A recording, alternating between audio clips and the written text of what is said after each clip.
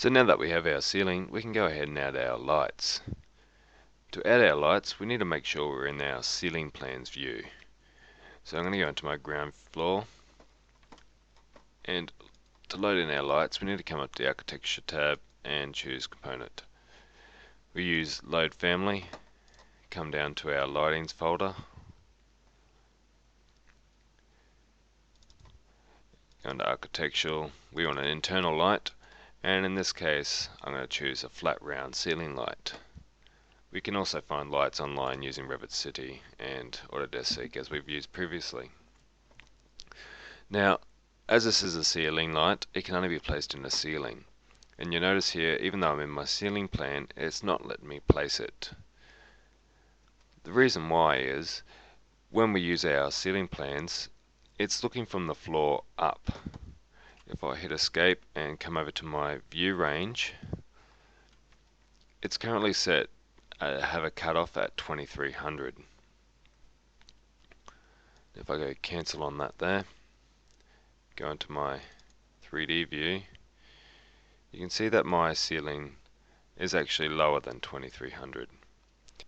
So what I need to do is go back to my ground floor ceiling plan, make sure nothing's selected, use the view range, and in the offset I'm going to bring that down to about 2100 to make sure that cut plane is below my ceiling. Once that's done, I can use the Component tab to then come along and start placing some lights. So once you've finished placing them on your ground floor, we want to add some on our first floor. Again, the way I've set this up, the section plane I have is not letting me see where my ceiling is, and therefore I can't place any lights. To fix that, I'll go back into my 3D view, and you can see here the height of my ceiling this time is 2400. So that's actually above what I've said this floor is, so it's technically sitting on the roof level. So to fix that, I can either lower this down so it's below that 2300 cutoff mark, or I can go back into my first floor ceiling plan. With nothing selected, I have the view range edit box available, and this time I can say my view depth, I want it to be unlimited. So I can now see the ceiling from this floor. So if I go to my component, it's got my light selected again. In this case, I might want to make something a bit brighter. You can see this family has 4 to choose from, so let's go 100 watt. And I'm going to start placing my lights around my first floor. So once that's done, we might actually want to see what these lights are going to look like. So if we go to our ground floor, and I'm going to go up to my default 3D view, press the little arrow beside it and choose camera. First of all, I want to click where I want to be standing in my house here, so I'm going to stand right here, and I drag out and choose which way I want to look, and left click to finish, and that'll give you a preview of it here.